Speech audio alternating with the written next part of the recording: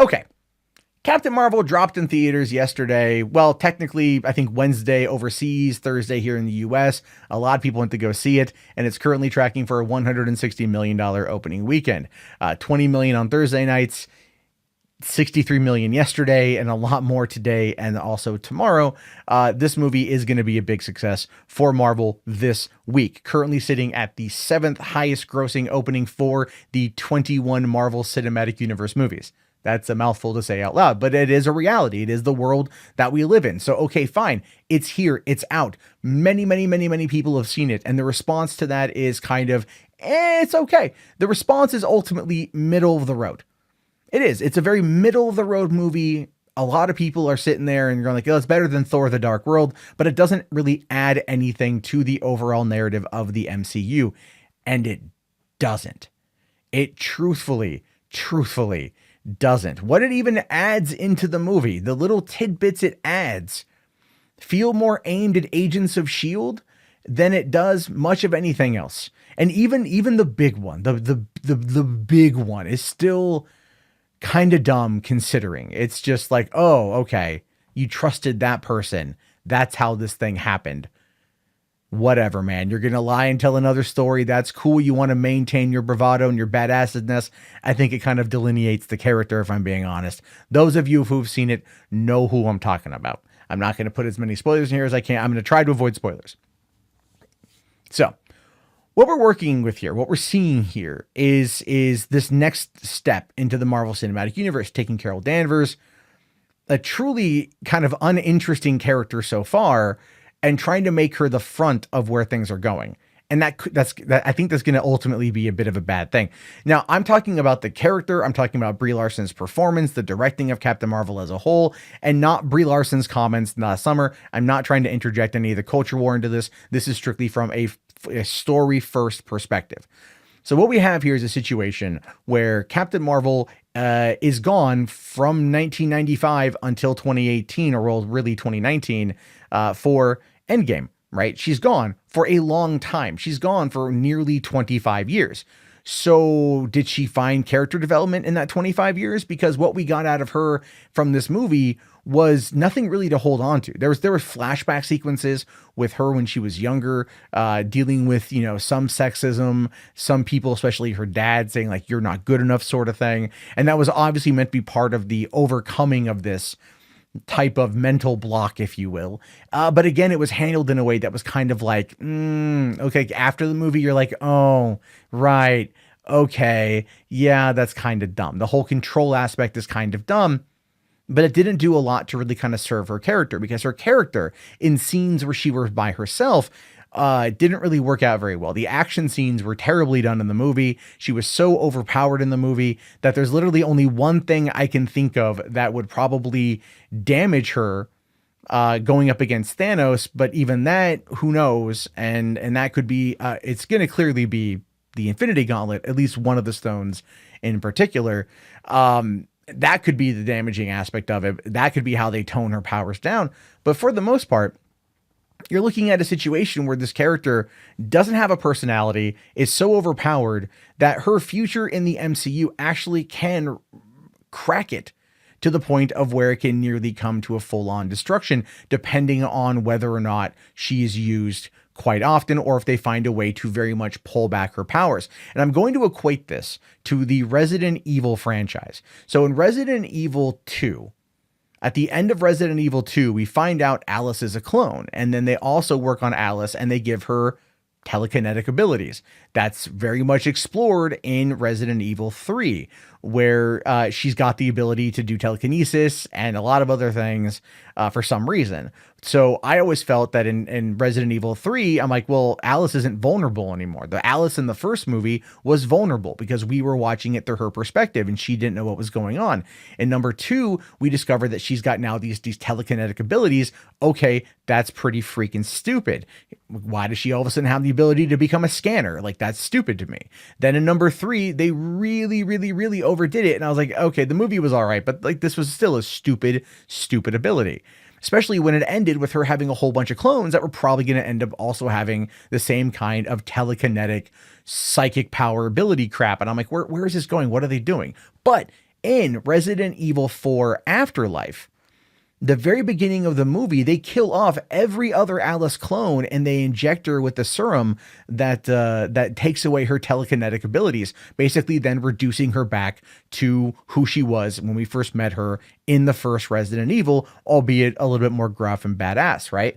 So I'm kind of hoping that happens here. I'm hoping that whoever works with this character going forward will find a way to very much tone down her abilities. And I think that's part of the problem when you have a character that's meant to be Wonder Woman, but it's really more like Superman. Superman's very hard to translate to the big screen because he doesn't have a lot of vulnerabilities and weaknesses. And when they tried doing that by deconstructing the character in Man of Steel and Batman v Superman, a lot of people were like, no, that's not my Superman. Whereas me, who was always like, Superman's kind of a boring character on the big screen, I was enthralled by those movies, and I adore both of those films because they deconstructed Superman. I want to see Carol Danvers deconstructed. I want to see Carol Danvers as a character beat to shit, not for a violence against women thing at all, period. No, but it's just as a character getting to that lowest low. At no point in Captain Marvel did I ever think that she was remotely in any actual danger. None whatsoever. Not at all. Because we already know what her power is. She may not be able to use it fully, but we already know what her power is. We already know how strong she is. We already know all of these things. There's no point in time she ever in any danger. She's not. She's just not. She's never injured, really. She's never, the only time she ever truly does get any kind of, oh no, I have to overcome this thing, is fighting against the Supreme Intelligence from Kree, the homeworld of Kree, and that's really about it. Otherwise it's just kind of like, okay, well, we know who she is the whole time. We know what she can do. There's no character development outside of a little bit of character development. There's just nothing. Who she is at the beginning of the movie, still kind of who she is at the end of the movie, just with the ability of her powers. Now, what this means for the greater implications of the MCU, I'm not too sure about. The end credit sequence of the movie showing Endgame, to me, is early on in Endgame. And when we meet Captain Marvel in Endgame is early on in Endgame. So what I think is going to happen at that moment in time is that they're going to send her off, because we don't see her in the other trailer. They're going to send her off to go find Tony, is what I think. But it's still happening early on in the movie. So I don't know how much Captain Marvel is going to be inside of Endgame, and that could actually end up really hurting it. And I say that because next weekend's numbers at Captain Marvel, usually there's about a 50, 60, usually about a 60% drop week after week, right? And this movie is just getting kind of middle of the road reviews from people where they're like, yeah, it was okay, nothing too great, but they're not rushing out to go see it again. Like, I don't think people are going to rush out to go see it again. I think they're going to sit there and they're going to go, okay, I'll see this movie.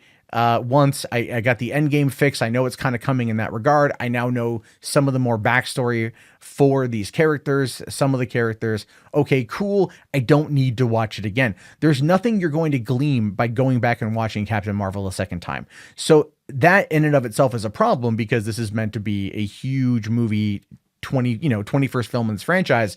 All the other movies have a lot of rewatchability. This one is the least rewatchable. Even Thor: The Dark World is more rewatchable because of the chemistry between Loki and Thor. The chemistry between Captain Marvel and... No, I want to take that back. This movie is rewatchable for Ben Mendelsohn and Goose and Nick Fury. The supporting cast is really good.